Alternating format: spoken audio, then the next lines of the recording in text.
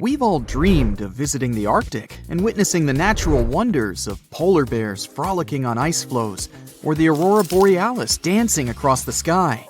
Well, sorry to break it to you, but you won't find any tourists flocking to Antarctica anytime soon. Why, you may ask? Let's dive into it. First off, where is Antarctica? It's located in the southern hemisphere, specifically at the South Pole. The Southern Ocean surrounds it, and most of the continent is covered by ice, making it one of the most remote and frigid places on Earth.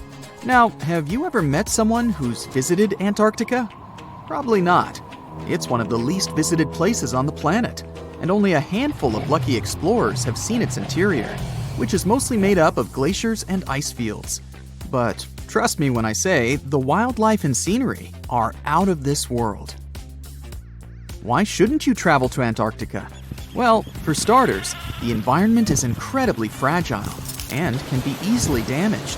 Plus, there are no native human populations on the continent, so your travels would essentially be like visiting an uninhabited island. And let's not forget that it's also one of the most expensive destinations to travel to. Despite all that, Antarctica is not exactly guarded like a fortress, but there is an international agreement called the Antarctic Treaty. This treaty was negotiated to prevent any unwanted activity on the continent and bans some forms of testing done there by member states. But the primary reason we can't just waltz into Antarctica is that it has a delicate ecosystem that needs protection.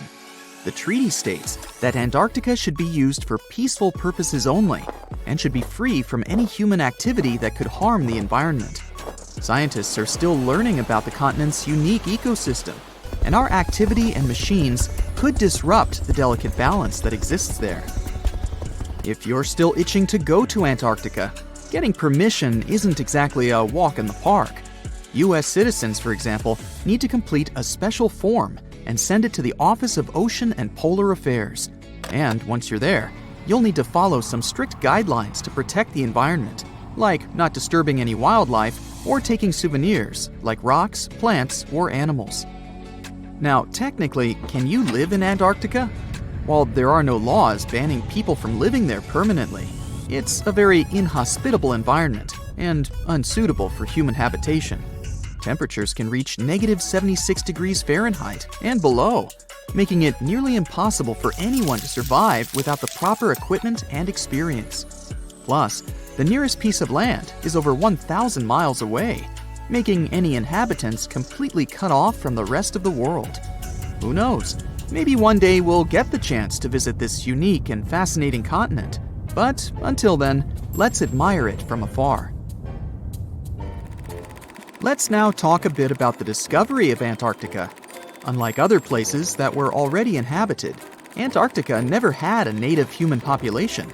Ancient Greek philosophers had an idea about the continent and called it Antarctos, meaning opposite the bear. The bears it refers to are not the polar ones though, but rather the Great and Little Bear constellations, which are only observable in the northern hemisphere. As a result, the term signifies the opposite of the land of the bear.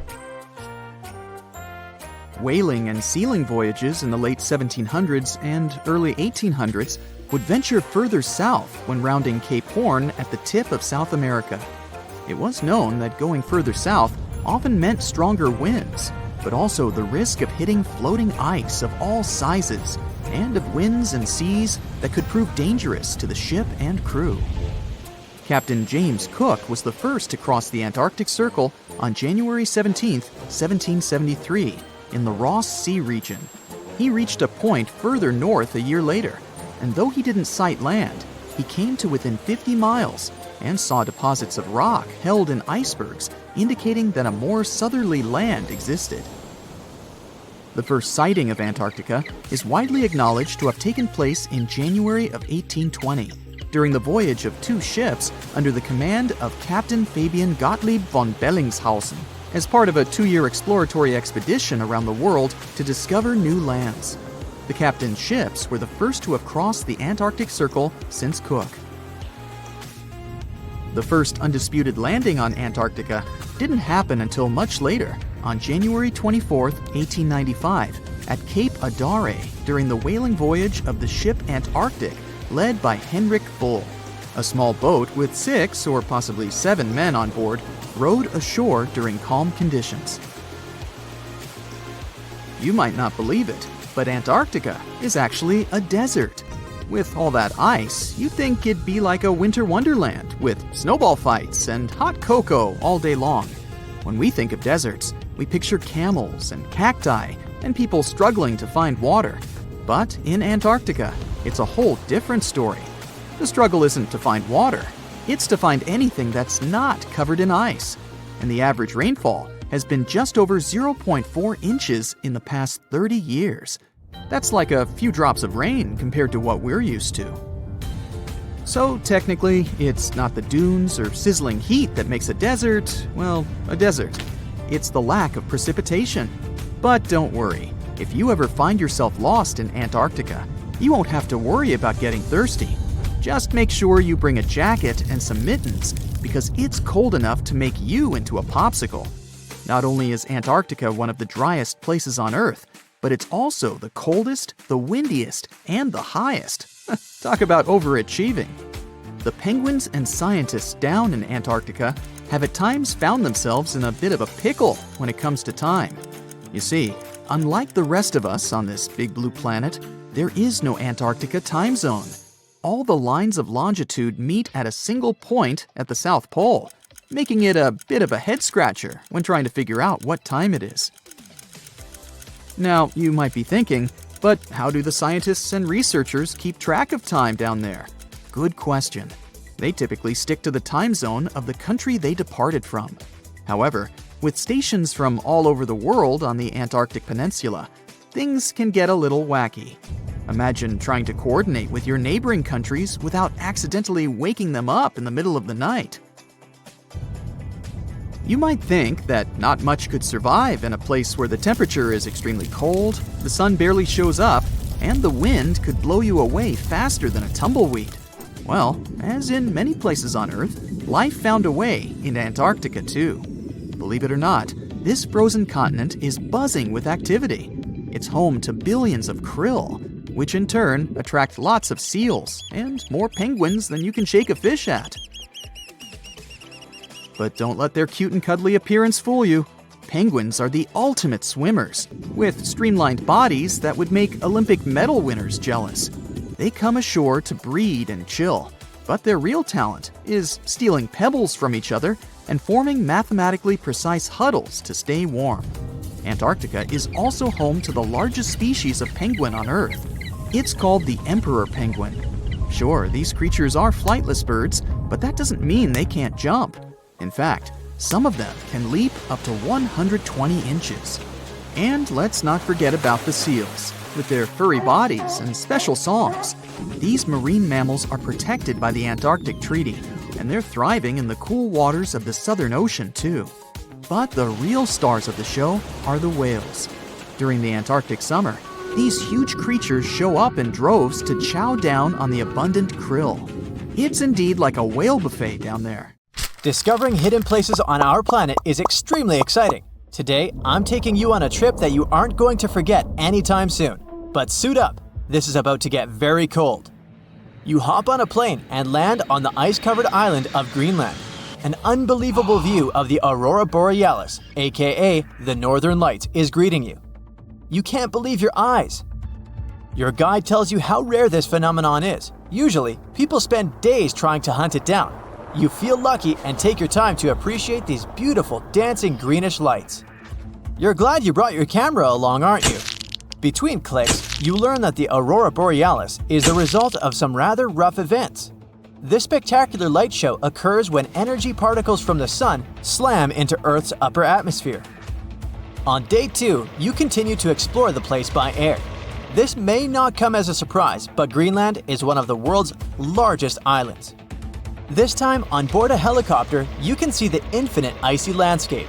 In case you're curious, you're now flying over 656,000 square miles of thick ice. Oh, what's that down there? It looks like a family of polar bears. You don't want to get too close, of course. The conditions in Greenland might be too tough for people to live there, but some animal species do very well in this land of ice. Those are reindeer, wolves, and Arctic foxes.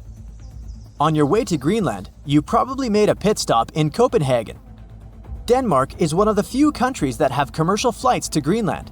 You didn't know this before, but you find out that the island is actually part of the Kingdom of Denmark. On a map, it's right between the Arctic and Atlantic Oceans. You're lucky to have a local pilot that tells you about the secrets hidden in this scenery. Under this 2-mile thick white surface, there's an entirely different world. A world filled with canyons, meteor-carved craters, and millennia-old plant fossils. You are beyond excited to go visit one of these spots, but of course, you'll have to use your imagination, as all of it is hidden under ice. Believe it or not, nearly 80% of the island's surface is covered with it. The first stop on your tour is Greenland's Grand Canyon. You land not far from it, somewhere in the northern part of the island. You may know that canyons are deep, narrow valleys with steep sides, but I bet you didn't know that the word canyon actually comes from the Spanish word cañón, which means tube or pipe. Now, this Grand Canyon has some similarities with the one in the US. First of all, in size. It's at least 460 miles long and up to 2,600 feet deep in some places. There's a true subglacial valley down there, and if you're wondering how this happened, well, the canyon had probably been formed by a river that had been flowing through Greenland before the ice took over. Oh yeah, Greenland hasn't always been covered with ice. It was once green, no pun intended. Many other icy places on Earth, such as Antarctica, were once covered in greenery. Scientists have figured out that in the past, Greenland was mostly ice-free. With the help of airborne radar, they made amazing discoveries. By the way, ice is invisible to radar technology. If you have trouble believing it, try putting an ice cube inside your microwave. It won't melt or heat up. A recent discovery of fossilized plants allowed researchers to estimate that Greenland used to be much warmer than they could imagine. 2021 research conducted by the University of Vermont found fossils of twigs and leaves, which left researchers very confused. They expected to discover sand and rocks in the deepest layer of ice, but instead, they found some clear proof of rich flora. Judging by what you've seen of the landscape, it's hard to believe that forests were once growing here. Today, you'll find some tundra vegetation on the coastal part of the island, and that's pretty much it. But according to the genetic material found in these fossilized plants, researchers believe the island used to be much greener. It's very likely that there were insect-filled forests with butterflies and beetles flying around, and the average temperature on the island varied from 50 degrees Fahrenheit in the summer to 1 degrees Fahrenheit in the winter. NASA's Operation Ice Bridge has flown over Greenland more than 100 times. This has allowed researchers to create 3D maps of the island and figure out the age of each layer of ice in Greenland's ice sheet. Ice sheets can help answer many scientific questions as they form over the span of thousands of years. They're layers of snow on top of more snow. The snow gets compacted into ice, which in turn creates what we call an ice sheet. Remember those fossils we were talking about? They're believed to be from the Eemian period, which was 130,000 to 115,000 years ago. According to the groundbreaking 3D footage from NASA, we can see 3 distinct climate periods within the ice sheet. The uppermost layer is quite flat and uniform. If you decided to dig deeper, you'd find the layer formed during the last ice age. It's more complex and rugged. The ice there is darker than what you see on the surface. If you let your mind wander, you can picture what this part of the world looked like when mammoths were roaming around. If you kept digging, you'd eventually find leftover ice from the Eemian period I've told you about. Now, canyons aren't the only unusual thing found under ice. If you could sneak a peek under all those layers of snow, you'd see an impressive mountain range and also plunging fjords. In 2017, scientists created a map that showed what Greenland had looked like without all that ice. There was a bowl-like depression in the middle of the enormous island. This depression was most likely an ancient lake. Around it, there was a circle of coastal mountain ranges. This scenery probably resembled the landscapes of modern Patagonia. Big mountains with snowy tops surrounding crystalline lakes. This ancient lake in Greenland is a wonder on its own.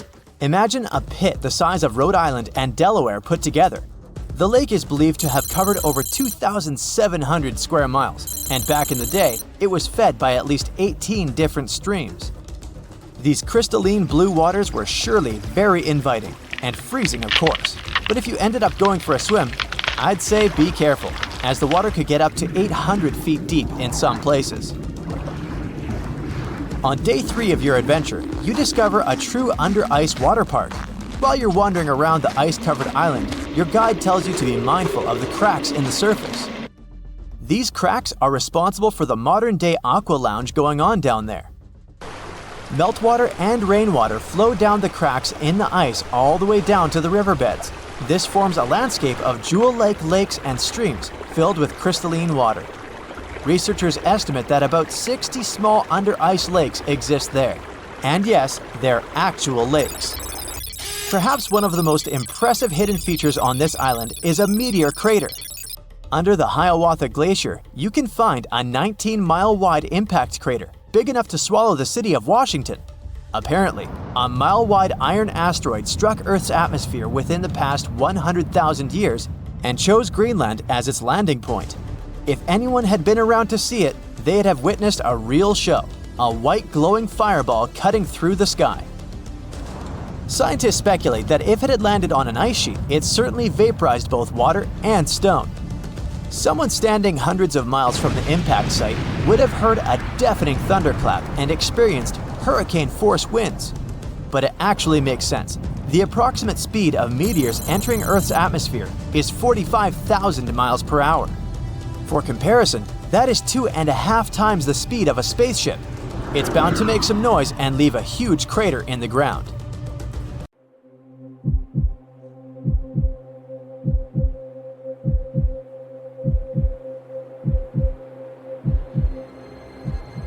Leave it to people wandering on Google Earth to stumble upon the world's newest and weirdest places ever.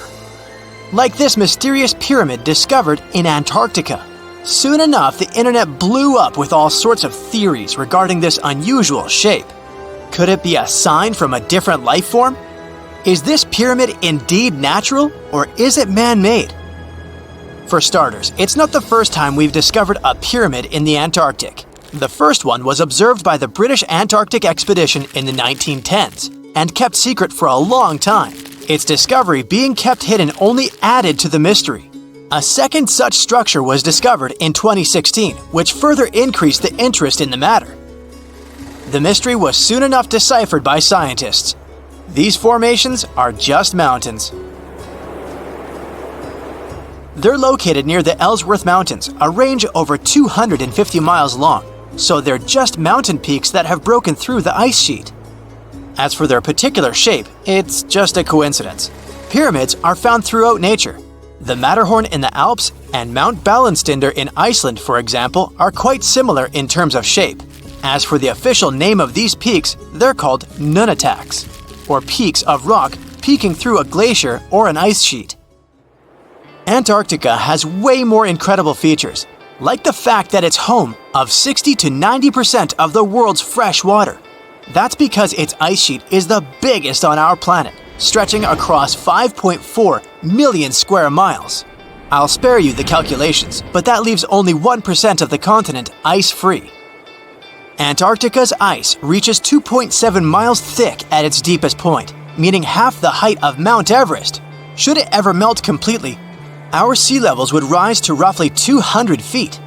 It wasn't always this cold though. At some point in our planet's history, Antarctica had some average temperatures as the city of Melbourne has today.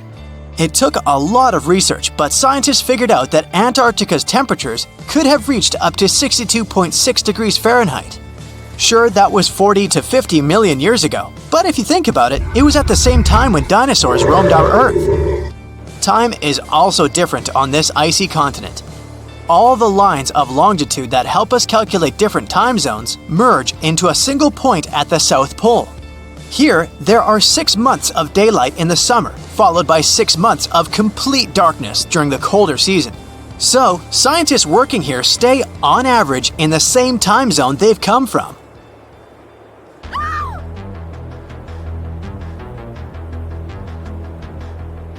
the Blood Falls aren't a chapter of a thriller movie. They are merely a series of waterfalls located in one of the driest regions of Antarctica. They emerge from an underground lake filled with a special type of bacteria. These little organisms use sulfates as fuel instead of sugars, which makes them very intriguing for scientists. The water contained in this lake is so full of iron that it basically just rusts when it meets air. So, the reddish color of the waterfall also gives it its trademark name. The Megalodon was the largest predator ever known in our planet's history. In terms of its location, the Megalodon lived practically in all waters on our globe, except near the poles. The reason why there are no Megalodon teeth found in Antarctica is probably because the gigantic creature was adapted to only warm tropical and subtropical waters. If you plan to visit Antarctica by boat someday, just know you might not get there on a non-metallic boat. The hull of your transportation device must be made of either steel or aluminum to withstand the harsh weather conditions here. Antarctica isn't home to a lot of bugs. In fact, there is only one true species of insect that calls this place home. It's a wingless midge called Belgica antarctica. This fly is so tiny that it only reaches 0.08 to 0.23 inches long, but it's still the Antarctic's largest terrestrial animal. A lot of Antarctic fish also come with an antifreeze substance in their blood. They don't necessarily need it for protection against the cold temperature, but mostly against touching ice. These antifreezes are made up of large glycoprotein molecules. They surround any small ice crystals that may form, making sure they don't spread through the animal's tissues, which could cause a lot of damage. They also create a sort of small pillow blocking the sharp ice crystals, so they're less likely to cause any pain. It also doesn't rain a lot here on this icy continent, but one amazing meteorological quirk of Antarctica is that it's full of diamond dust. This dust is basically small ice crystals that pop out of humid air close to the Earth's surface. Think of it like an icy fog.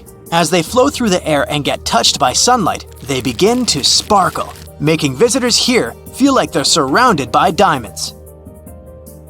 It's probably the last place you'd want to go into labor, but in 1978, the first person was born here ever. Emil Marco Palma was its name, and ever since, 10 other people have been born here in Antarctica.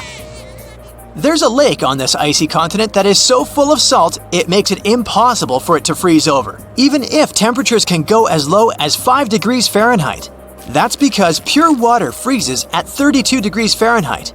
Water that has salt in it, or any other substance for that matter, will freeze, but at a way lower temperature. That lower temperature is adjustable depending on the substance itself and the amount that has been placed into the water.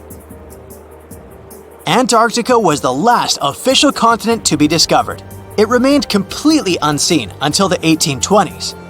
But it took another 20 years to confirm it was actually a continent and not just a group of icy islands. Just because it's really cold here doesn't mean you can't go on a date here. One December night, an American scientist that was posted in Antarctica logged into a dating app simply out of curiosity. He was certain no other profiles would show up, but to his surprise, he found someone soon enough. Another researcher who was stationed just 45 minutes away, by helicopter of course. They eventually got together and went on the first date in Antarctica ever recorded. Apart from ice, this continent has something else way more abundantly than any other piece of land on Earth: meteorites. If we look at the research done by scientists, meteorites have equal chances of reaching any place on our planet. However, once they go through our atmosphere, the situation is a bit more complex. That's because different climates on our planet, like the humid ones found near the jungle, have a lot of moisture and oxygen, which will corrode most meteorites. The climate in Antarctica is really dry, so the possibility of meteorites corroding is little to none. More so, it's way easier to spot these rocks on the icy white surface of this area than in any other place on Earth. If you're not scared of the cold, you'll surely freak out when you hear about the winds here. That's because Antarctica is for the most part the windiest place on Earth. Wind speeds have been reported here to reach even 200 miles per hour.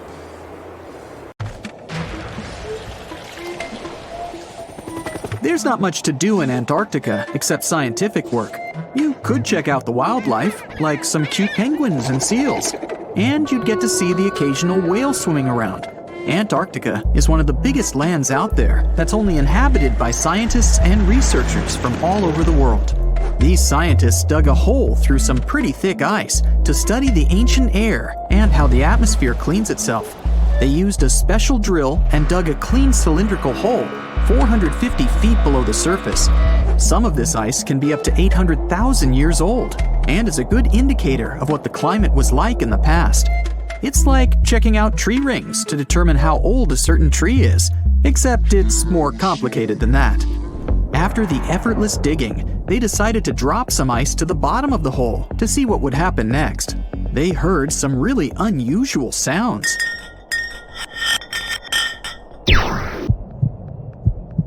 It felt like being on a spaceship traveling through a bunch of obstacles with many rocks smashing into each other. The pitches changed over the quick descent of the block of ice, ranging from high pitch and ending with a low heartbeat-like sound. The scientists were puzzled when they first heard this and dropped some more ice, only to find out that the same type of sounds were being produced, just in different variations. They couldn't tell what was down there, and, more importantly, why these kinds of sounds were produced. Antarctica boasts quite a few volcanoes, many of which are under super thick sheets of ice. Scientists discovered 91 volcanoes and claimed there could be more, potentially making it the most extensive volcanic region in the world. While they were doing regular scientific research, they came across many unmistakable large cone-shaped figures underground. Some were as deep as 2 miles in the ice. Some of the peaks were over 3,000 feet tall and dozens of miles across. But on the surface, it's as plain as a sheet of paper. They may have dropped that block of ice inside an actual volcano that they were standing on, but it's unlikely. Even though the underground volcano presence was discovered by accident, there's a small chance they were actually standing on one where they had their workstation set up. It's more likely that they worked in an area where studying ancient climates is easier and less dangerous than other places. They collect ice samples and study them in a lab. It's like discovering a prehistoric insect embedded in amber millions of years ago when dinosaurs used to roam the land. But instead of little bugs, scientists study ancient dust, air bubbles, sea salts, volcanic ash, and anything else that may have come from the environment. They can practically tell how the climate was during that time. These ice samples might show that Antarctica's western ice sheet melted when the Earth's climate warmed up. If it did, then it's likely to happen again. That would mean sea levels rising, affecting coastal cities and small remote islands. But scientists aren't sure it's true, despite some evidence to back it up. The process of studying ice samples can take a week or even a year, depending on what they find. They crush or melt the sample bit by bit. And like those tree rings, the deeper the layer, the further we go back in time. In order to study ancient bubbles trapped in ice, researchers have to crush the samples under a vacuum hood to keep the air out while extracting the air and putting it in vials. There are various instruments and devices to study the ice samples, but because it's so sensitive to damage, each measurement must be in a clean room setting so that nothing gets compromised. The scientists have to wear proper bodysuits and many layers of gloves and constantly get ventilated. Even something as tiny and insignificant as a fingerprint can ruin a sample. They look for certain patterns to see changes in the atmosphere's composition and temperature. But dropping a few blocks of ice down a hole wouldn't be so bad. The reason why it made such a peculiar sound is the same reason why a moving car sounds different when it's honking than when it's stationary. The scientific word for it is the Doppler effect.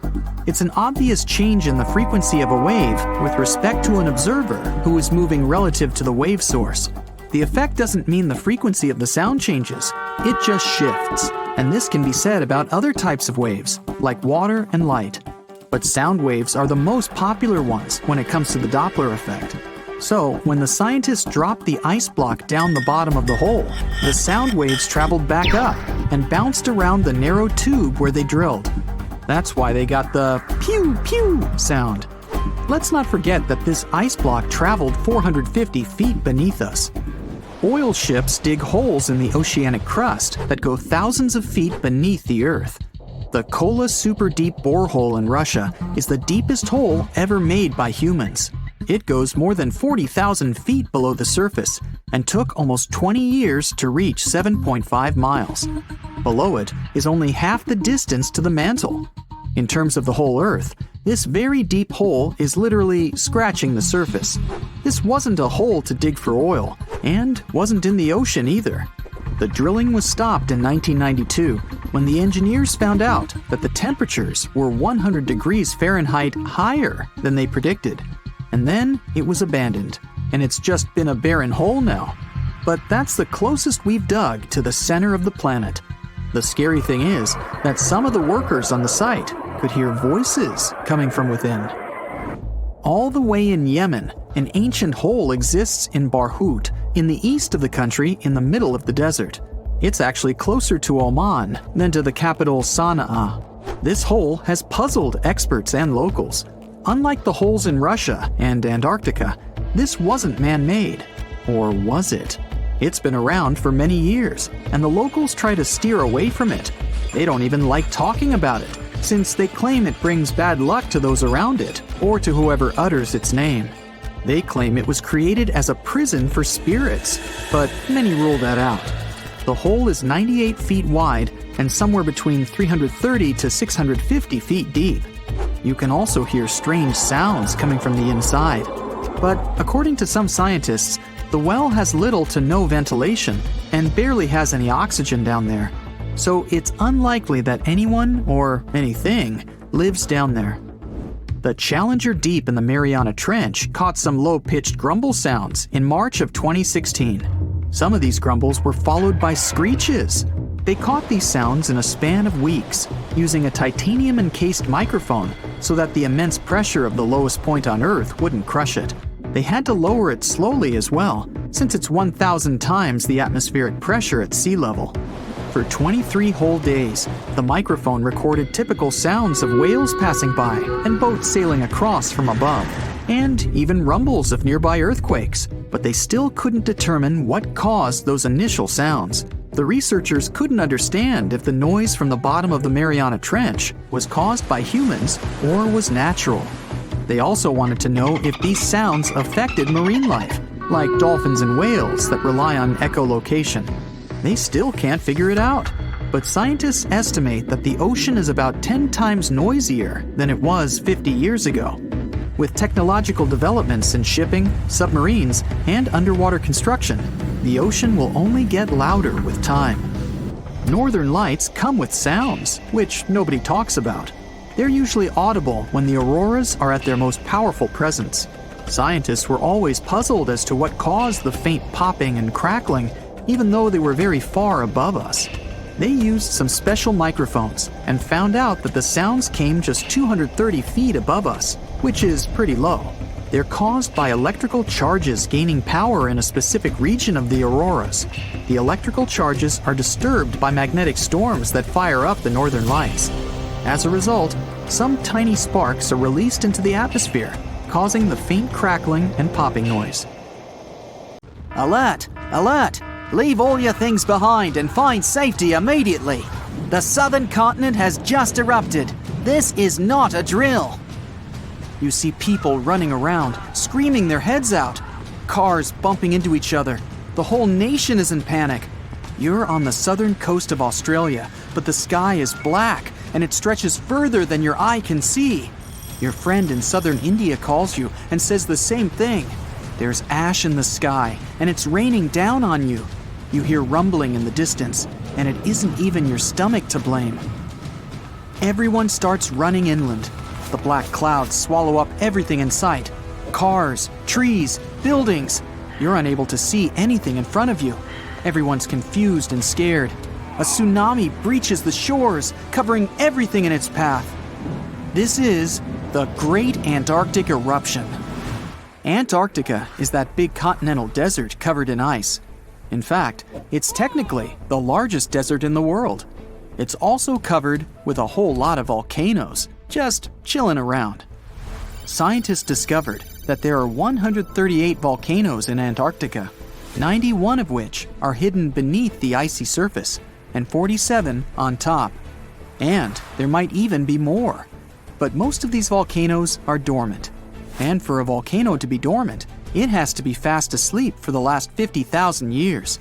The last volcano eruption was Mount Erebus in the western part of the continent. It's the most active volcano in the south side of the world and is roughly 12,500 feet above sea level.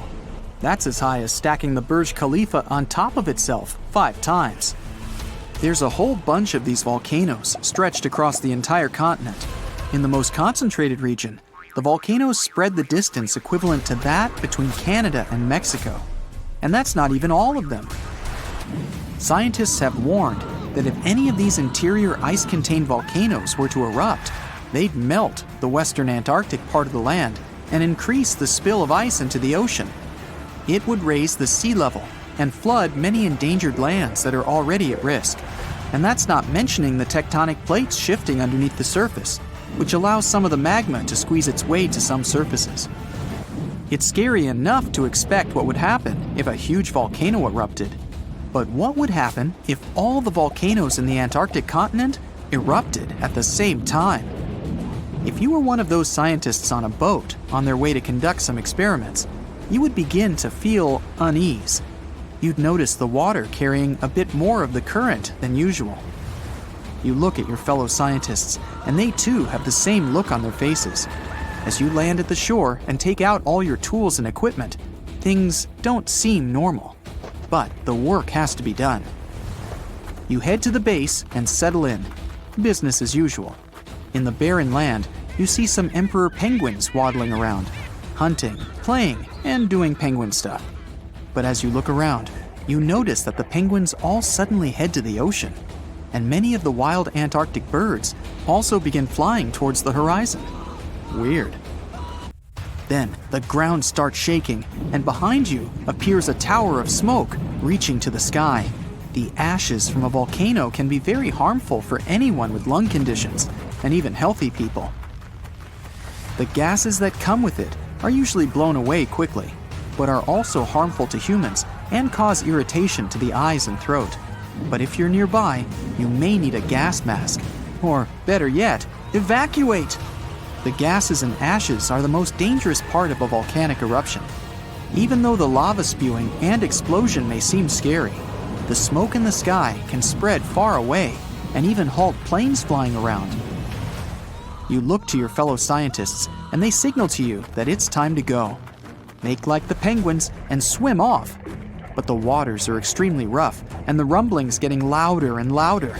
Suddenly, you see more smoke wafting towards the sky, but from different locations. Back to the boat! It's sad to say, but leaving all that equipment was needed to survive. Carrying all that stuff would have slowed you down. But you're safe. For now. Looking behind you, you see a dark smoke screen covering every corner of the continent. Volcanoes have different types of eruptions. It's not just the shooting out lava into the sky scenario. They can range from aggressive to calm. Some spew out lava and some don't. This all depends on the environment, the number of gases contained, or if there's any groundwater present, and even the chemistry of the magma. So, chances are you'd be seeing all various types of explosions around you. You're out of Antarctica's mainland, but it's surrounded by lagoons and giant ice caps all around. You're doing your best to maneuver around them. But the ash is falling down all around. The sky is dark as the smoke blocks out the sun. Volcanic ash comes in all sizes and can cause different damage, from as little as lung and eye irritation to smothering vegetation and crops. And that's just the thing. More often than not, these volcanic ashes are extremely thick. They can even collapse the roofing of some buildings if a lot of ash is accumulated. Not to mention blocking roads and compromising aquatic life. And that flash in the sky isn't your imagination. Ash clouds in the sky are so powerful that they create electrical fields that can create lightning storms. And these bad boys can interfere with radio signals and even start fires. Also, these clouds are extremely hot on their own. As if that lava flow isn't enough to start any fires. Oh well. But there are some volcanoes that are explosive. And along with the ashes flying around, there are flying rocks. This overheated rubble comes striking down like meteoroids from the sky and can be pretty dangerous. You see the rocks hit the surrounding ice caps and water around you.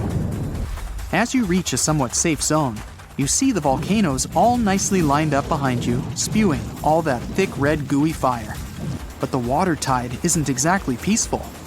Volcanoes near oceans and seas can even cause tsunamis. Great. Submarine earthquakes shake the ocean bottom and produce large, powerful waves. And don't even think about surfing on them. If there are volcanoes spitting out red-hot lava, then why hasn't all the ice in Antarctica melted? The answer lies beneath the Earth's surface. Tectonic plates barely move underneath there. It's pretty safe to say they're stable. So for such a large piece of land, the coldest continent on Earth, the few active volcanoes are insufficient to melt all the ice. The real reason why the ice is melting and water levels are rising is the warm ocean current around Antarctica. But this time, they're all erupting at the same time. With the volcanoes discovered, who knows how many are left underground, covered in ice. And that's the scary part. Some of these volcanoes are hidden so deep beneath the icy surface that they now heat up from the lava spewing out. The ice begins to destabilize everything around. The ice on the ridges begins cracking open little by little. Like giant cans of soda bursting open, lava shoots from the snowy depths, causing enormous cracks in the ground. And then, magma finds its way to the party. This uninvited guest will begin to melt the surroundings, causing the ground to destabilize even more. Slowly but surely, the ice around Antarctica will melt. And if all the ice is melted, the Earth's sea level would rise by around 230 feet. That means coastal cities would be submerged underwater. The ocean currents would be flipped around, and hurricanes and typhoons would not want to take a break. Marine life would be in danger, and many small islands would completely disappear. And not to mention the smoke in the air that would travel around the world, halting many flights in the southern region. And if the winds were strong enough, the whole world. The economies would flop, and a worldwide panic would begin. Health emergencies all year round. Yeah, a real nice picture. So, there's a mysterious doorway in the middle of Antarctica. Some people think it's Bigfoot's vacation home, or a shuttlecraft from Star Trek, or maybe a door to Agartha, a mythical kingdom some people believe is located in the center of the Earth. Well, the scientists debunked all these poetic theories and explained that what looks like a mysterious doorway is located in an area of fast sea ice. It's offshore of the coast and is full of little islands with shallow water around them. When ice flows around hard rocks hidden underneath, it can create patterns that look odd but are totally normal. In this spot, the ice is thin, so the rocks underneath have a big effect on how the ice moves. The cold winds in Antarctica also shape the ice and snow and make it look like they're lines and shapes. So, the mysterious doorway is just a rocky ridge poking out because the ice has melted a little. The top of the doorway is the tip of the rock, and the sides are snowy trails left by strong winds blowing in the same direction. It's essentially an iceberg that got stranded and is melting in one place.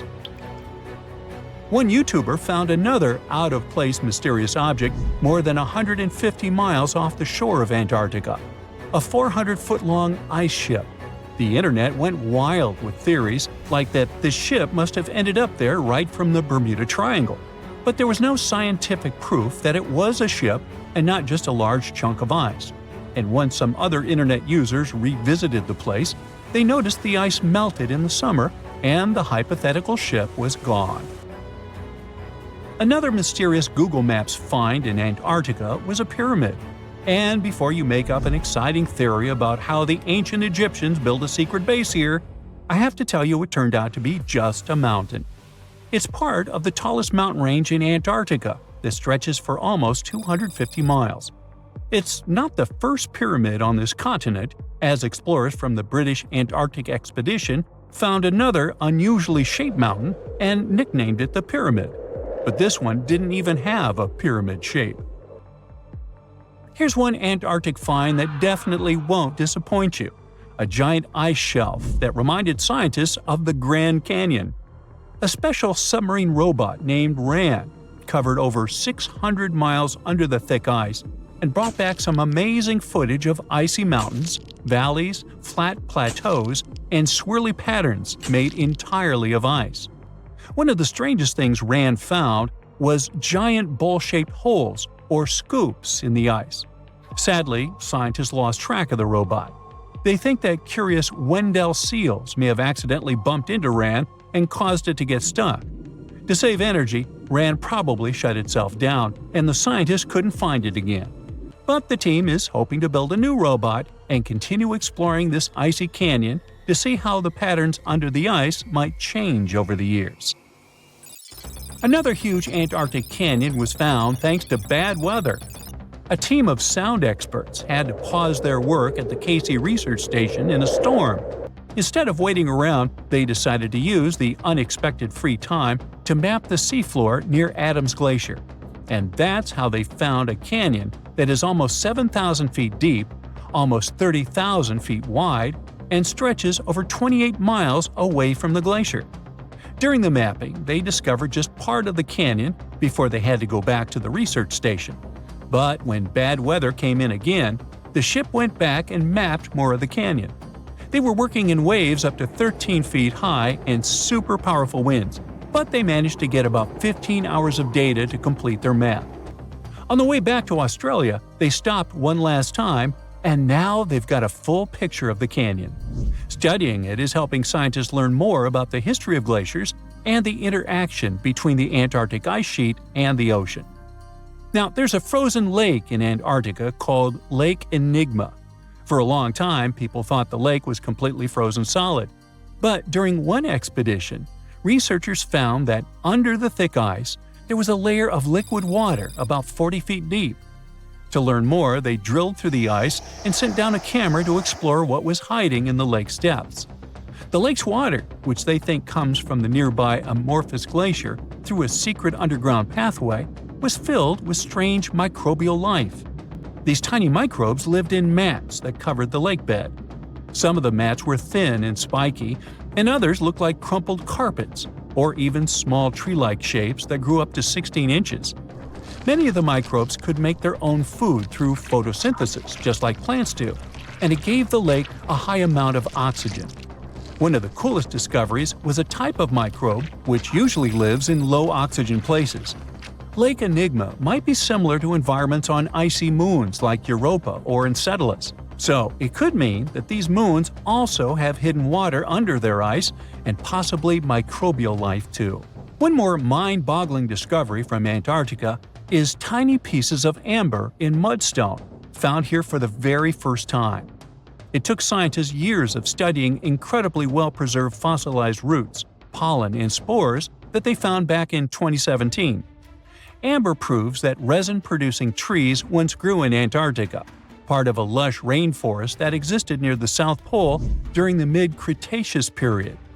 Back then, disclaimer, I wasn't around then, the trees would have had to survive through months of darkness during the long Antarctic winters.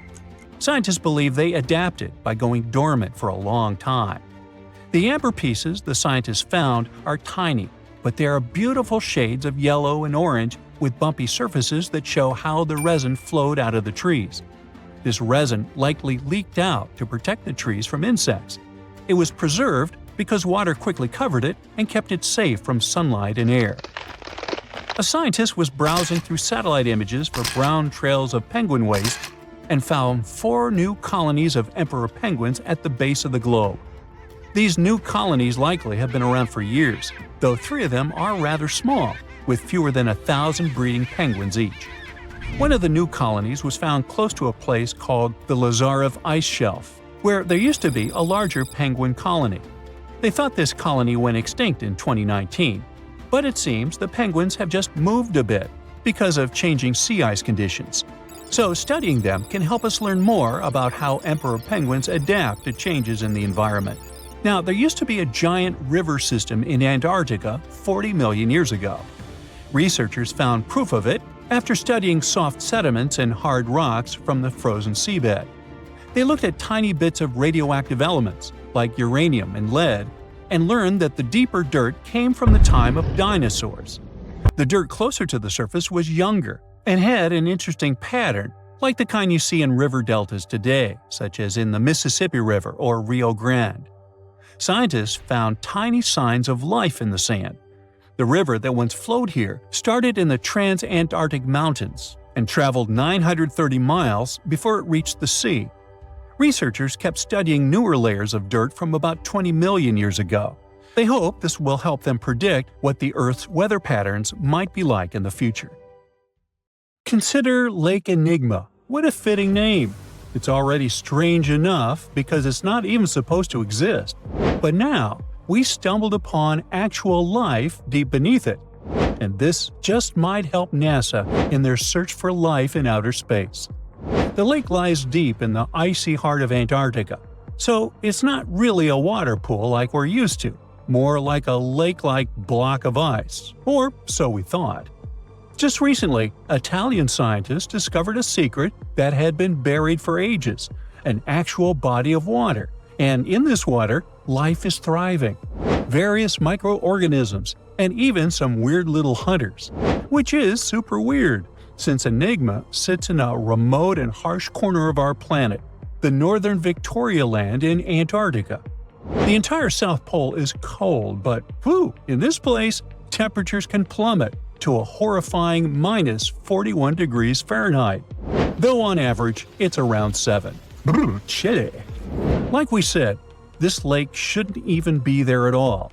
Antarctica is technically the largest desert on Earth, even though it's covered in snow, because it's super dry. There are 0 rains, truly little snowfall, and the sun barely evaporates anything. And even if there is some water, the insane winds make sure to dry everything out super quickly. Putting on our thinking caps, this lake should lose an unimaginable 7 million cubic feet of water every year. Yet, the water remains. Why? No one knows. Scientists say there could be something deep underground that refills it constantly. They just have no idea what that might be. Maybe deep underground rivers, melting ice, or something else entirely. But hence the name, the Enigma Lake. The block of ice, we mentioned, is permanent and super thick, at least 36 feet of it, and that's higher than a 3-story building. So researchers decided to check out if there's anything beneath it. They used a so-called ground-penetrating radar, a super smart echo detector for the ground. This radar sends invisible radio waves into the Earth. When they hit something underground, like rocks, water, or anything else, they bounce back to the device. By measuring how long it takes for the signal to return and how strong they are, we can determine the distance and what exactly the radar hit. That's how animals like bats, whales, and dolphins can see underwater. And we humans stole this cool nature idea to research buried structures and hidden caves. Scientists used this device all over the Enigma surface. This way, they were able to create an entire map of this under-ice world beneath. The water itself wasn't surprising. It's the unique ecosystem in it that shocked them. Unfortunately, no secret monsters or extraterrestrial secrets this time. But there are microorganisms there that may not exist anywhere else on Earth. Somehow, these creatures have managed to survive in complete isolation and extreme cold. It's not that we don't know these microorganisms, we've met them before, just not exactly like this. There are a couple groups hanging out down there. The first one is Bacteroidota. They love breaking down complex molecules, especially in your stomach, and help digest tough plant fibers.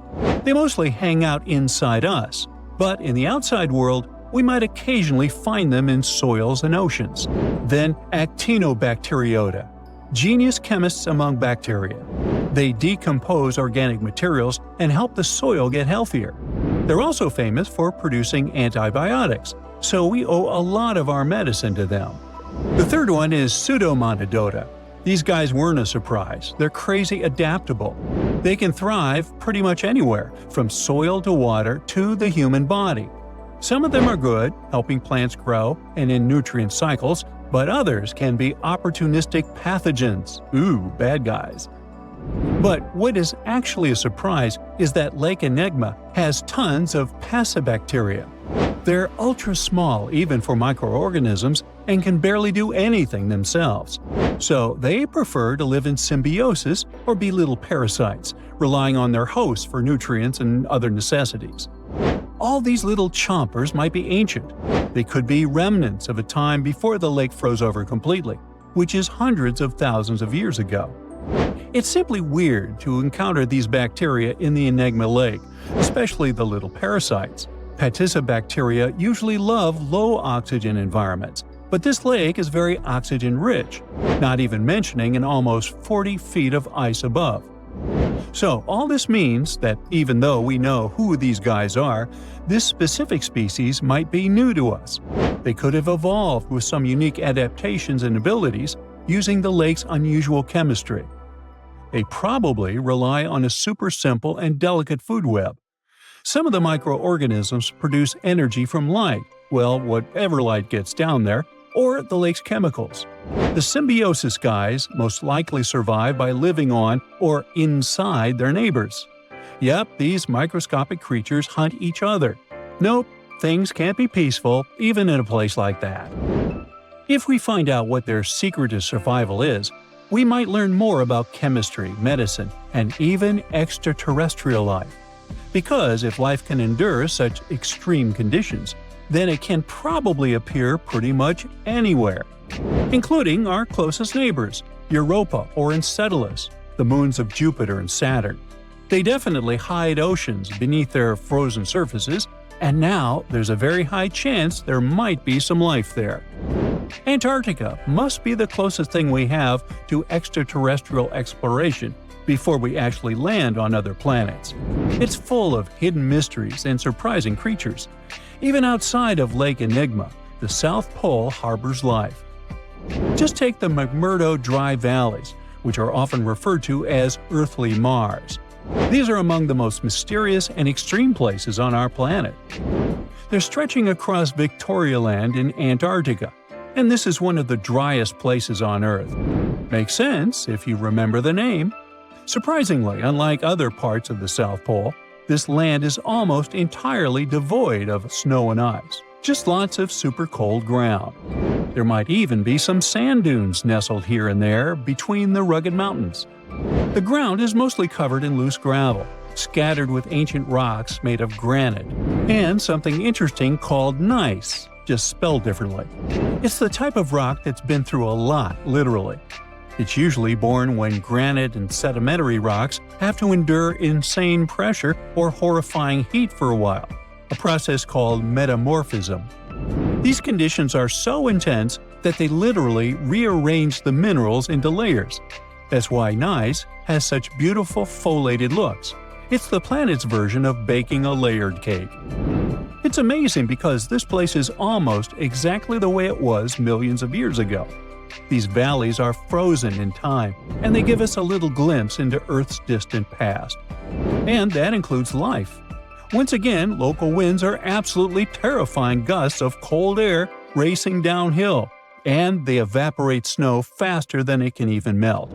So, logically, you shouldn't find much water here, not even mentioning life. But somehow, you can still stumble across frozen lakes and saline ponds in the dry valleys. And local life stretches all reason and our understanding of biology. It exists inside the rocks themselves. Microorganisms are hidden in slightly moist cracks and crevices. Deep inside, there's endolithic bacteria. These guys are super chill. Instead of moving around like other microorganisms, they always stay put inside their little rocky homes. How do they survive? Through photosynthesis. Just like plants, they take teeny tiny parts of light that gets in crevices and acts like little solar panels, getting energy from the sun. Meanwhile, in another place, beneath the Taylor Glacier, there's bacteria that literally doesn't eat anything. Not comfort, not sunlight, not even oxygen. These guys rely on a diet of dusty rocks and sulfur to fuel their weird metabolisms. By breaking down sulfur and iron, they get energy to sustain themselves. This way, they easily survive in deep seas at sub-freezing temperatures, completely cut off from sunlight, oxygen, and the world itself. This place is fascinating for both its life and the lack of it.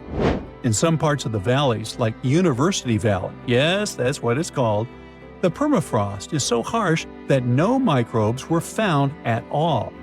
This might be one of the only places on Earth where life appears to be completely absent, a quite scary idea. Anyway, now scientists are thinking about learning more about Lake Enigma and drilling this Mars-like environment, exactly for that reason, to see how we could get samples from Mars in the future. So what comes to your mind when you hear the word Antarctica? Most likely, cold, snow, ice, and penguins. Yet, this is one of the least explored regions in the world that hides many strange and unique things. Check them out. You don't have to go to Antarctica to see this weird thing. All you need to do is open Google Earth and move to one of the southernmost islands of Antarctica, King George Island. Recently, internet users have noticed a large and pretty strange cave entrance there. Where does this wide, dark passage lead? People started making suggestions. It's the entrance to a secret base or some laboratory. This is the part of the spaceship that crashed there thousands of years ago. This is the door to the ancient city of Antarctica. Perhaps there's a giant rock mountain with an ancient cave beneath all this snow and ice. Well, there's some ideas. Users have calculated the approximate dimensions of this cave. It might be about 74 feet high and 250 feet wide. You could hide a Boeing passenger jet in there. Nature probably created this entrance.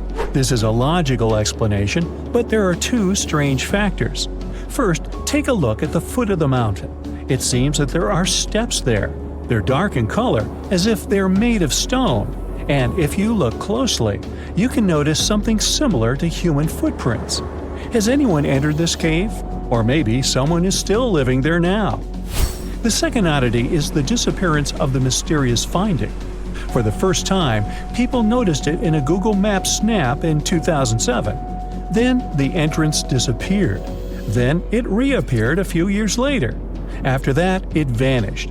And in 2022, people saw it again. Perhaps old snow melts, a new layer falls, and then the wind blows it away and the cycle repeats.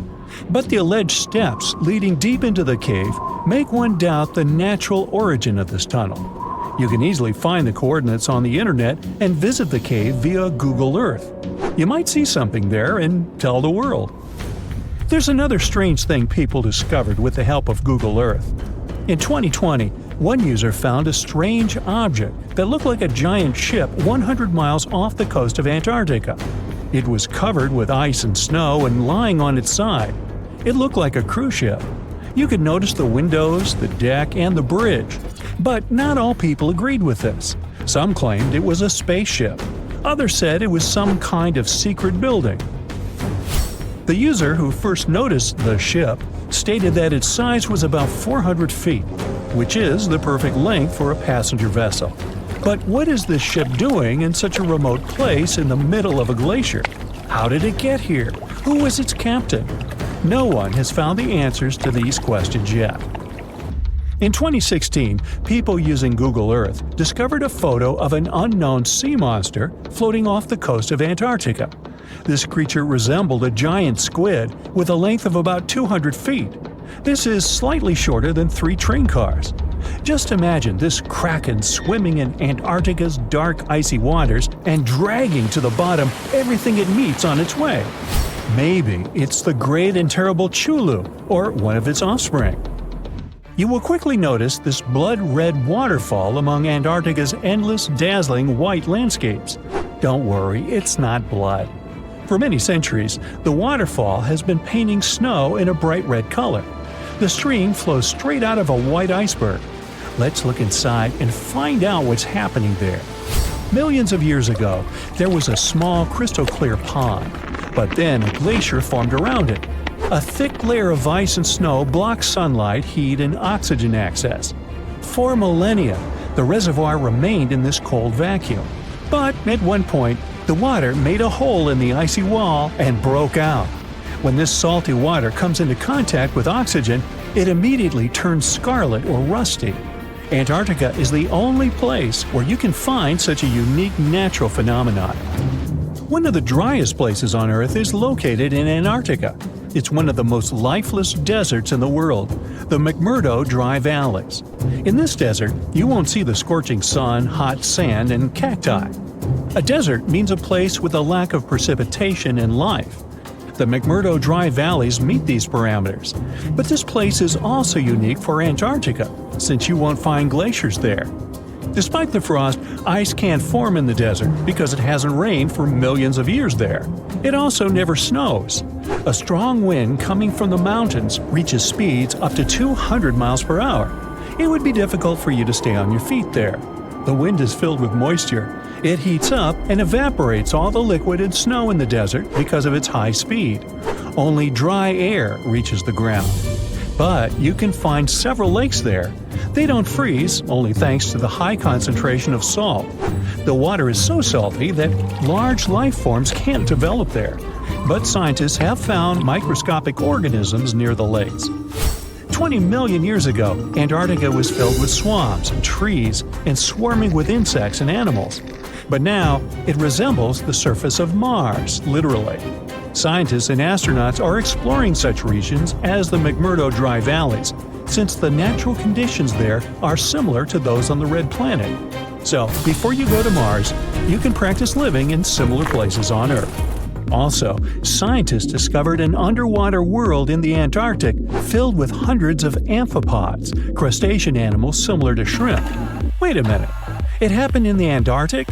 But the McMurdo Dry Valleys are located in Antarctica. Well, the words are very similar, but what is the difference? Oh, and don't forget the Arctic. The Antarctic is the region in the southernmost part of Earth that houses the continent of Antarctica, and the Arctic is another land altogether. They have the same natural conditions, frost, ice, and snow, but they're located in different parts of the planet. The Arctic is at the North Pole, Antarctica is at the South Pole. Now, back to the discovery. Scientists put forward theories that the ice of the Antarctic hides a vast network of freshwater rivers and lakes. And in 2022, they found a new ecosystem. Researchers explored the Antarctic Ross Ice Shelf and its underwater rivers. This is a massive piece of ice floating in the ocean. A team from New Zealand used a special drilling rig equipped with a hot water supply to drill a hole 1,640 feet deep. That's more than the height of the Empire State Building. Then, they lowered some video cameras and saw thousands of crustaceans swimming in different directions. So it seems they're very unorganized. In the waters of the Antarctic, you can also meet some of the scariest creatures on the planet. These are sea spiders. They got this name because they resemble land spiders, but they're actually a species of marine arthropods. And unlike land spiders, those in the ocean are much larger. They look like 8 strong legs without a body. One such spider can be a dinner plate in width. Some of them have no eyes and have proboscises instead of jaws. Sea spiders are poorly studied because they live in deep, cold waters. Antarctica hides many little-known animals. There are long tunnels in its glaciers leading to scary darkness. On this cold continent, people have found the remains of giant dinosaurs and other ancient creatures, such as the ancestors of modern ducks. Many underground rivers and lakes hide unexplored wildlife. Even the ice here can be weird. Take a look at these striped icebergs. They have blue, black, green, and turquoise shapes. The color depends on the conditions of the water during freezing. For example, green lines appear because of algae. Blue ones form when the water freezes too quickly. Okay, I'm freezing. Time to go thaw somewhere warmer. Hawaii. Yeah. Ooh, you're diving into the dark and icy waters of Antarctica. The airy blue darkness is enveloping you, reminiscent of the vast expanse of open space. In these depths, where you least expect to encounter any living creature, you suddenly hear a loud, strange sound. A quacking noise, as if a giant duck was hidden in the deep. In 1960, researchers first recorded this sound and named it bioduck. Clever. For decades, they tried to unravel the mystery of its source. Was it a giant kraken? An extraterrestrial spaceship that had crashed into the ocean? a mysterious sea monster, or perhaps an enormous duck. There were many versions, one more bizarre than the other. Oceanographers detected similar sounds in other locations as well, off the western coast of Australia and near New Zealand. They recorded similar but higher pitch signals, which they named bio-goose. It seems the creepy atmosphere of the story disappears with such names. Anyways, these sounds were not isolated incidents. They happened multiple times with consistent intervals. Many initially thought the source must be mechanical, given the regularity of the sounds. However, studying the oceans in the latter half of the 20th century was challenging because of limited technologies. Nevertheless, scientists persisted in collecting data on bioduck and biogoose, driven by their insatiable curiosity. As more data accumulated, so did the theories. But scientists eventually uncovered the mystery. Bioduck turned out to be a form of communication with a biological origin. When researchers analyzed the repeating sounds, they noticed that the signals never overlapped. One source would speak while the others remained silent, suggesting a form of communication. The question remained, which ocean creature possessed such an extraordinary method of communicating through varied frequency sounds? The answer, as many have guessed, is whales. Scientists compared the bioduck sound from Antarctica with the calls of minke whales and found striking similarities. The biogoose sounds from the waters off Australia and New Zealand likely belong to other species or very young minke whales. This discovery, however, only deepened the mystery. What purpose did these sounds serve? Were the whales discussing their dinner plans, laughing at the humans recording their voices, or perhaps sharing deep insights about the universe? The possibilities were endless, but the most astonishing revelation was that humans might one day learn to communicate with these magnificent creatures. Communicating with whales is no longer a far-fetched idea. Scientists from the University of California have already established contact with a humpback whale named Twain. In a groundbreaking experiment, researchers conducted a 20-minute conversation with the marine mammal. Here's how they did it. The specialists went on a marine expedition to the coast of Alaska, where they recorded the sounds of a group of humpback whales. Then they played these sounds through speakers, sending the signals back into the ocean. The recorded sounds resembled a greeting, like, "Hey, what's up?" but in the whale language. These greetings are used by whales to call each other or indicate their location. Now, soon after sending the signals, the researchers received a response. Twain approached the boat, circled it, and replied with a "hey" of its own. This marked the beginning of the first ever human-whale conversation. For 20 minutes, the scientists sent 36 signals to Twain, and each time the whale responded. Moreover, it waited for time intervals before answering. That is, the team received a response from the whale, waited 10 seconds, and turned on the sound again. Researchers then waited 10 seconds and answered. It seems that Twain was a very delicate interlocutor. Maybe it was a gentleman in the whale world, who knows? Or maybe it was simply intrigued by the unusual interaction. The signals used in this communication belonged to a group of whales that included Twain. It's likely that the researchers had recorded Twain's own sounds and used them to communicate with it. In a sense, Twain was conversing with itself.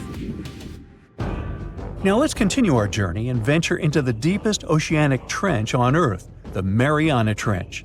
A quick reminder, the Mariana Trench is a colossal chasm in the ocean floor, stretching over 1,500 miles south of Japan and reaching a depth of nearly 36,000 feet at its deepest point. To put that into perspective, the height of the Burj Khalifa, the world's tallest building, is like 1/10 of the Mariana Trench's depth. Now imagine this. In this deep, dark abyss, scientists recorded a strange sound.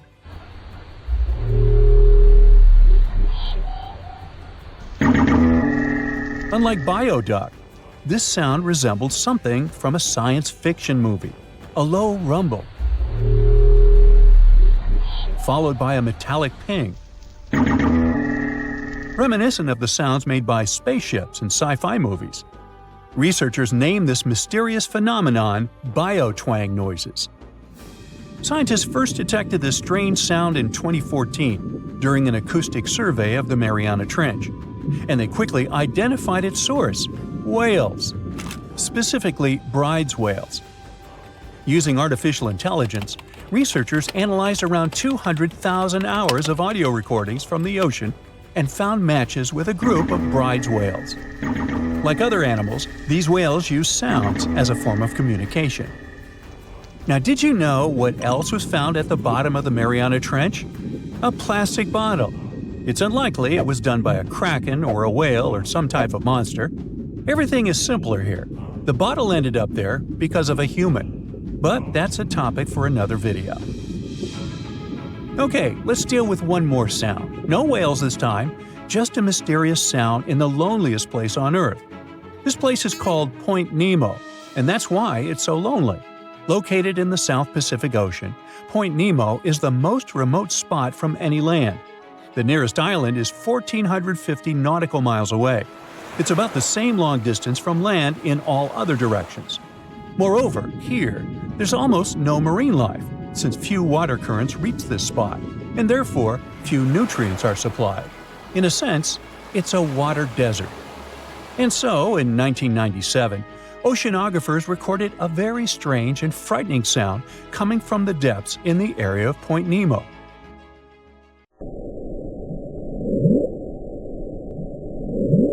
It was something gigantic and scary. People called it the bloop. As soon as journalists found out about this phenomenon, people around the world began to invent the most fantastic versions. The most popular of them was that the sound source was a giant sea monster, kraken, or some other creature. The hype around the bloop didn't last very long. Scientists managed to find out the nature of the mysterious noise. It turned out it belonged to an iceberg. When they crack and collapse, they create powerful ultra-low frequency sounds that can be heard from a very long distance. To confirm this version, scientists recorded the sounds of other icebergs and heard something similar to the bloop. Oh, by the way, Point Nemo is so lonely that space agencies drop out-of-service satellites here. Space objects just fall in the water. There's a 99% chance that no animal or human will be harmed by falling debris in this lonely place.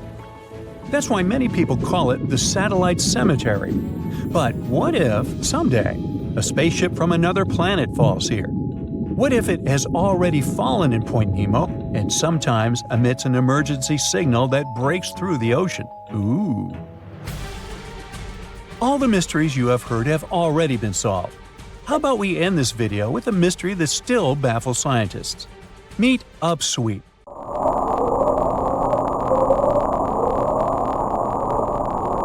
One of the most mysterious sounds ever recorded in the ocean.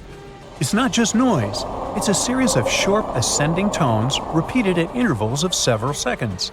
It was first discovered in 1991 using hydrophones installed in the Pacific Ocean. At first, oceanographers suggested that upsweep could be associated with volcanic activity or underwater earthquakes. But the seasonal nature of the sound and its intensity change depending on the time of year, which rules out these versions. People began to consider hypotheses related to the biological life of the ocean. They studied the migration routes of marine animals and their behavior at different times of the year. However, despite all efforts, the sound source has not been identified. Some studies suggest that upsweep may be associated with certain species of fish or other marine animals that make sounds for communication or navigation, but no one has been able to prove it.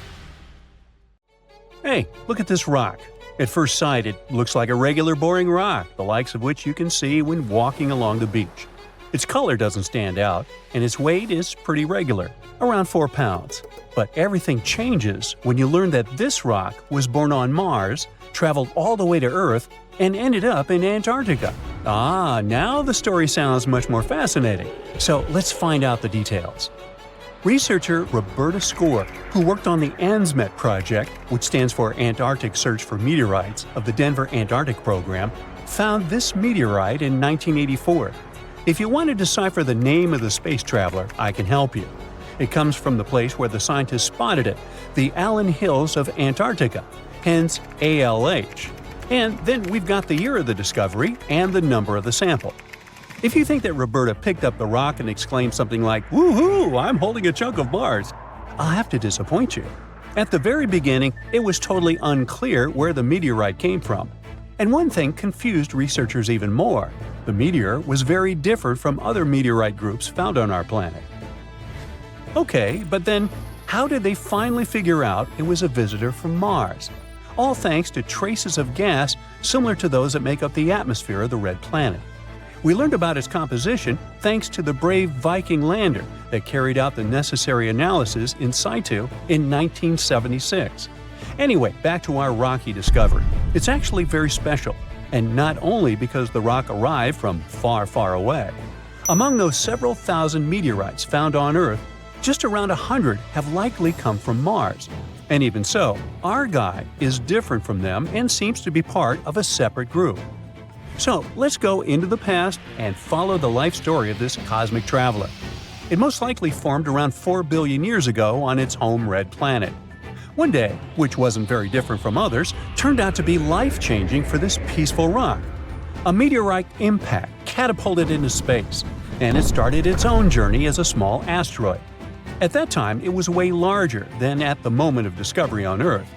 At one point, ALH got close to Earth and, who knows, probably decided to explore something. That's how, 13,000 years ago, it ended its space journey by colliding with our planet. At the moment, this Martian fragment is the oldest we've got. But at first, it wasn't all that popular. Only in 1996 did it become way more famous after a groundbreaking discovery. You see, some NASA researchers started wondering, well, the fragment is obviously very old, but then, could it have recorded any traces of life that could have been thriving on Mars at the time ALH formed on the red planet? And guess what? Those scientists turned out to be right. They detected traces of very fine magnetite particles.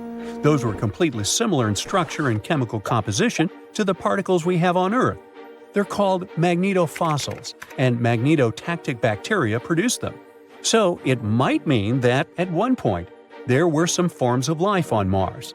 In April 2020, scientists from the Japanese Space Agency made another discovery. They detected nitrogen containing organic material of Martian origin in our meteorite. So, who knows what new astounding secrets further examination of the meteorite might reveal? At the moment, though, all you can do is travel to Antarctica and find more of them. The thing is, this place is great for meteorite hunting. Surprisingly, we have found nearly 50,000 meteorites in Antarctica, and hundreds of thousands are still waiting to be discovered. Each of these space rocks can tell us a story of the evolution of the solar system. For example, the very first lunar rock found on the icy deserted continent proved that chunks of space objects larger than asteroids can also end up on Earth. So, let's say you got inspired and decided to go meteorite hunting all the way to Antarctica. Well, get ready for some serious challenges. Despite their potential abundance, finding space rocks isn't as easy as it might seem. You'll have to visit remote areas, and there's still no guarantee that you'll be able to spot a meteorite. And that's actually a huge problem. Meteorites are vanishing from sight. Currently, scientists find about 1,000 meteorites in Antarctica each year. But according to a new study, about 5,000 more get hidden out of sight every year. The culprit is warming temperatures. Worried scientists created a model that could help them figure out where those meteorites might surface. This model was quite complicated, taking into consideration snow cover, surface temperature, the speed at which ice flows, and even the steepness of the terrain. After that, they ran simulations under various warming scenarios. It turned out that meteorites indeed sank out of sight as temperatures rose. To say that the researchers were upset is obvious. They didn't expect that climate change would affect their work so much. Even though those areas are below freezing, people still managed to ruin a crucial archive of the solar system. But let's get back to your meteorite hunt. If you want your chances to find one to be higher, Travel to the base of mountains or outcrops where ice, which usually flows to the lower ground, is forced to move upward. But make sure to take your windbreaker with you. In those places, powerful winds brush away snow, exposing bright, vivid blue ice. Instead of melting, this ancient ice can change directly into water vapor, and it helps expose meteorites that would otherwise remain hidden. You need to hurry though. Meteorites at the surface disappear quickly. Even when temperatures are well below freezing, the rocks can still absorb some of the sun's heat and melt the ice. It's like they're creating underground, or shall I say under ice, tunnels for themselves, sinking and hiding from sight. Sometime later, refreezing closes the entrance to those tunnels, effectively trapping meteorites inside, tucked out of sight. Now, scientists admit it's very tricky to find working methods to spot meteorites. And if we don't hurry and develop such methods, we might lose between 80,000 and 250,000 space rocks in total. No wonder scientists are on a mission to find more meteorites. They're focusing on meteorite stranding zones. Those are places where meteorites often gather on the surface because of specific features of geology, ice flow, and climate conditions. As you already know, you can find meteorites on blue ice without snow cover. This makes meteorites easy to spot. But finding such hotspots is often pure luck. Or you gotta sit day and night, scouring maps and satellite images in attempts to spot blue ice zones near research stations. Let me introduce Veronica Tolinov, a glaciologist, and her team. They've taken things to the next level by developing a smart Antarctic-wide map. To do it, they've used machine learning and satellite data from NASA, the Canadian Space Agency, and others. This map highlights areas where meteorites might be hiding based on past finds and all kinds of climate and ice data. Apparently, the best places to find meteorites are along the edges of the continent and near mountains with blue ice. Unfortunately, it's not just the blue ice that matters. The temperature and speed of the ice flow are also super important. For example, if the ice flows too quickly, meteorites get swept away before they can accumulate. So, if you want to find a meteorite, you have to wait for very precise conditions. The surface temperature has to stay below 16 degrees Fahrenheit almost all the time. Otherwise, meteorites sink. You can start with the Allen Hills region. Yup, that's where our ALH friend was discovered. This area is kind of a meteorite gold mine with more than 1,000 finds. But there are even more promising places, like the Fimbulheimen Mountains, and no one has searched there yet. You might be the first.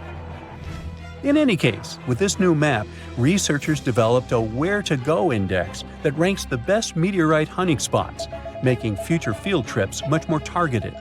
And with plenty of blue ice regions still unexplored, there are tons of meteorites just waiting to be found. So, what are you waiting for? This sleek, state-of-the-art submarine named Ran was sent to explore the depths of Antarctica. But as soon as it discovered something, it mysteriously disappeared. So, what happened? It all started when scientists wanted to explore one of the most remote and mysterious places on Earth, the Datsun ice shelf in West Antarctica. This ice shelf, silent giant, stretches 30 miles wide. That's almost the length of New York City. It stands between two icy promontories, the Martian and Bear peninsulas, and it hides an entire world of geological mysteries. If you think that Antarctica is nothing but a desert of super thick snow and ice, you're wrong. There are entire landscapes hidden deep down there. The underside of the Datsun ice shelf is a rugged, dynamic terrain shaped by the slow, relentless forces of nature. There are towering ice formations, deep troughs, and bizarre structures stretching for hundreds of feet. Scientists are super curious about it, but as you can imagine, this landscape isn't easy to explore at all. To find out more, we have to scan the area with satellites or try drilling through the snow, trying to collect the big picture, piece by piece. But these methods only gave us vague hints. The real breakthrough happened when scientists came up with the idea to let the submarines explore it. Autonomous submersibles could swoop deep into the icy waters beneath the Datsun ice shelf and tell us what's up down there. These robotic explorers have fantastic advanced sonar systems. It's that thing that bats or dolphins do, They can use sound to see the world. Basically, they send out sound waves underwater, and when those waves hit something like the ice shelf above or the seafloor below, they bounce back to the system. Animals feel how long it took for the sound waves to return and how they changed. And this helped them understand what's located where. For example, clicks that dolphins send out tell them where the fish are. We copied this crazy evolutionary trick and adapted it to our underwater exploration. Only our version is much cooler, with a higher level of precision, so we created detailed maps of the environment. The Rand submarine was one of those robotic explorers. It was named after the Norse deity of the sea. Ran had been meticulously programmed to navigate a treacherous landscape of Antarctica.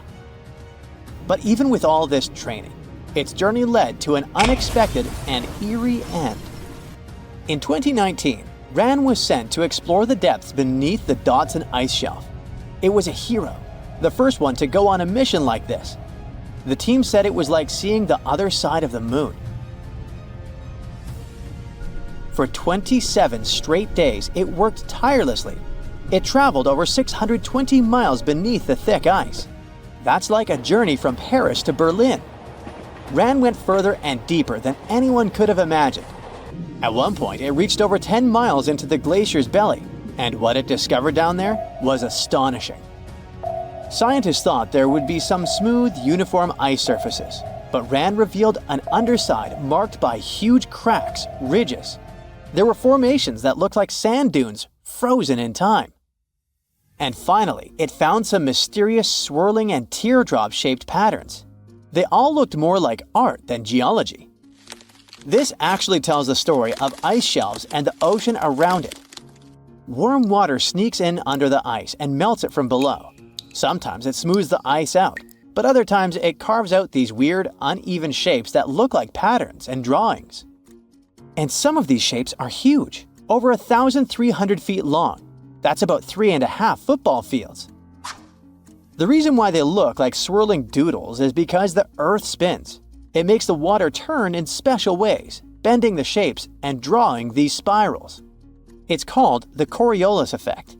Imagine you were on a merry-go-round and tried to throw something like a ball. It would go in a curve, not a straight line. Same thing happens with the water on Earth. Later, scientists found similar patterns in other Antarctic ice shelves, though they weren't as epic as the ones under Datsun. But Ran also discovered something horrifying. Turns out that these warm waters, aside from being great artists, are also a huge danger. The Datsun ice shelf isn't just hanging out serenely on the sea. It's part of a very delicate system and acts as a protective barrier that holds back huge glaciers in West Antarctica. The ice shelf is floating on the ocean, but it's still connected to the land.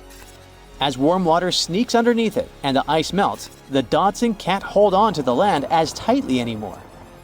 The protective barrier starts to weaken, and this lets the glaciers behind it move faster into the ocean. When those glaciers flow into the sea, they add more water, which could cause sea levels to rise, eventually changing our coastlines.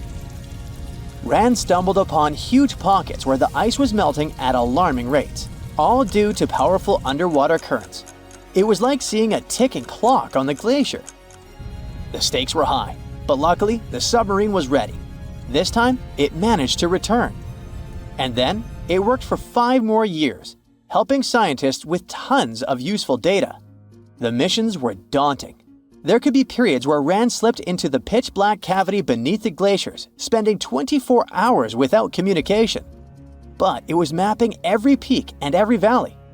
It gained experience from over 40 missions below ice. Then, in early 2024, Rand went on a mission to the Thwaites Glacier. The mission was bold from the start.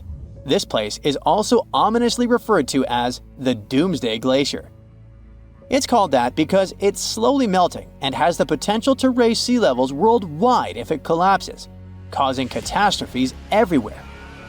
That's why Rand was dispatched to explore its underbelly, a place that had never been mapped so intricately before.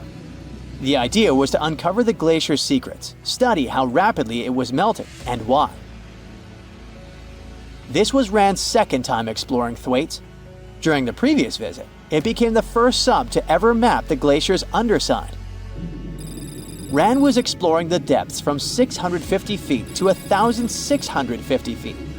It sent a lot of data about how the Doomsday Glacier was slowly melting due to warm ocean currents.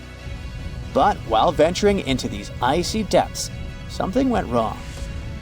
Out of nowhere, RAN vanished. Without warning, without a trace. One moment it was sending back crucial data, and the next, it had slipped into the abyss. No distress signals, no final transmission, and it didn't return to the point it was supposed to. People sent extensive searches, helicopters soared overhead, drones buzzed through the frozen skies, but no sign of the submersible emerged from the glacier's grasp. After a while, RAN's batteries would certainly run away. So at this point, it had definitely been swallowed by the abyss beneath 1,500 feet of ice. That was a huge and sad loss for the scientific team. The scientists at the University of Gothenburg are now looking to replace RAN and continue their important research under Thwaites. To this day, scientists have no idea what happened to it. Some say it may have been trapped in the ice. Others believe it was pulled away by an unseen current. It also might have collided with something unexpected. Whatever the truth is, its disappearance has left scientists stunned, and it looks like the ice shelf will hold on to its secrets a little longer. At least we gained a treasure trove of knowledge from RAN's journey. Scientists keep exploring Antarctica, looking for history that hides under the snow. For example, they discovered that around 90 million years ago, a lush temperate rainforest thrived near the South Pole. They revealed an ancient world far warmer than they ever imagined. Deep in Antarctica, they unearthed fossilized roots, pollen, and spores preserved in the soil. All this shows that there was a swampy rainforest that flourished despite months of polar darkness. All these discoveries changed our understanding of Earth's climate, both in the past and the future. It was one of the biggest creatures ever to roam the Earth. It was longer than your average school bus and could easily weigh more than 10 elephants combined. But where did it live? How did it end up having this size? And most importantly, why is it extinct nowadays? Let's find out. The Megalodon was the largest predator ever known in our planet's history. In terms of its location, the Megalodon lived practically in all waters on our globe, except near the poles. The reason why there were no Megalodon teeth found in Antarctica is probably that the gigantic creature adapted to only warm tropical and subtropical waters. The younger ones liked to keep to the shores, while full-grown adults preferred coastal areas, but they could easily move into the open ocean as well. How do we know the Megalodon was so widely spread? We can only presume, based on the fact that they discovered the most northern fossils off the coast of Denmark and the most southern in New Zealand. The discussion of how the Megalodon got this size is still open in the scientific community. They recently found out that not all the specimens from this fascinating species reach the same huge size. This has to do with a little something called the Bergmann's Rule, which says that the temperature of the surrounding environment affects the animal's body size because they either need to conserve or shed heat. The megalodons that reach cooler waters probably needed more body weight to make sure they survived in low temperatures. On the contrary, those living in warmer waters had to be smaller to avoid burning up. But what did this enormous fish look like? Most modern depictions show the megalodon resembling an enormous great white shark. But well, it seems it may not necessarily be correct. The megalodon likely had a much shorter nose and a flatter jaw that looked almost squashed when compared with a great white shark. It also seems to have something in common with the modern blue shark: extra-long pectoral fins. They needed these to support their weight and size while navigating the planet's waters. Lastly, the lady megalodons, seem to have been about twice as large as the gentlemen. As for their offspring, even a small megalodon was enormous, at least 6.5 feet from nose to tail. How do we know that? Because specialists have stumbled upon megalodon nursery habitats in Panama, Maryland, the Canary Islands, and Florida. Even the piles of used diapers were enormous. Nah, not really. Surely the scariest aspect of the megalodon's looks was its mouth. I mean, think about it. Megalodon had whales for dinner, so it obviously needed to open its mouth wide enough. Scientists have estimated that its jaw would span a mind-boggling size, 9 by 11 feet wide. Just to paint you a better picture, that means it could have easily gulped down 2 adult people side by side. Wait, which 2 adults? Those impressive jaws also feature 276 teeth. Based on modern reconstructions of the force of its bite, it looks like it may have been one of the most, if not the most, powerful animals of prey ever to exist. For comparison, humans can have a bite force of around 1,300 newtons. Today, great white sharks have been estimated to be able to bite down with a force of over 18,000 newtons. The Megalodon tops all the records, with an estimated power of bite up to 10 times greater than that. It could basically crush a car with very little effort.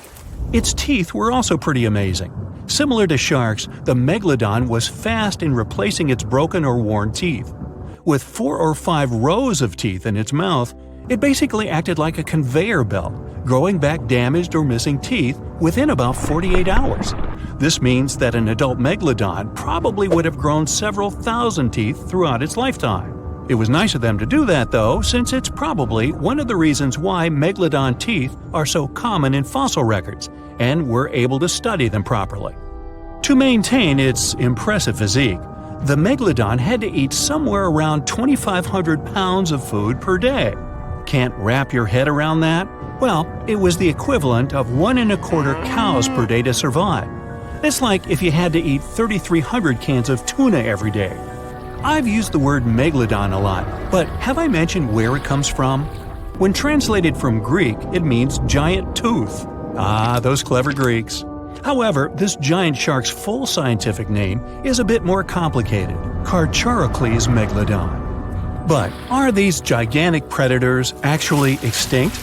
We tend to believe so, but let's be honest for a second. We've come to know more about the surface of Mars than the depths of our oceans. Like, we've only explored 15% of our oceans altogether. Who knows what may be lying out there in the deep? Maybe some ancient predators?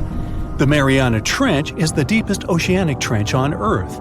The Challenger Deep, its deepest part, is so deep that you could dip the whole of Mount Everest in there and it would still be over a mile above the surface. That's deep. If a Megalodon or 2 ever needed a place to crash, that would be a discreet enough location. However, the Mariana Trench is not a particularly comfy place to be in. Because it's cold and steeped in total darkness and all. The temperatures here are around 36 degrees Fahrenheit all year round. And to top it all off, the pressure is 1,000 times stronger than at sea level. So it's safe to assume that if any Megalodon is hiding in here, its teeth and bones might not be looking so good. Because of the intense pressure here in the Mariana Trench, proteins and calcium start to dissolve and disintegrate. That's why, for example, the Haddell snailfish, the deepest dwelling fish we've discovered, has evolved to feature flexible cartilage instead of bones. To survive here, the Megalodon would also need to learn to navigate in complete darkness. That means they would have to either become luminescent or evolve to grow massive eyes like the giant squid. While it may sound like an intriguing and good idea for a movie script, most scientists don't think it's possible. Why? Well, most of them say it's because of the Megalodon's size. Most foods that Megalodons like to eat live in shallow ocean areas and not in the deep, deep sea. Specialists believe that if these animals were actually still roaming our waters, there's no way we wouldn't know about it. They would need to come up for dinner every now and then, right? Their food is also the most likely cause of why the Megalodon is not alive anymore. While some specialists believe the Megalodon became extinct because of a drop in the ocean water temperature, most scientists suggested that the shifting food chain dynamics may have been more to blame. Why? Because at some point, there was less and less of its primary food source, baleen whales, and at the same time, the numbers of its natural competitors, like smaller predatory sharks like the great white shark and whales, increased. The Megalodon did live on this planet a lot more than we did, and way back when we didn't even exist yet. They were here for nearly 70 times longer than we, modern humans, have, inhabiting the oceans for around 20 million years. Homo sapiens appeared around 300,000 years ago.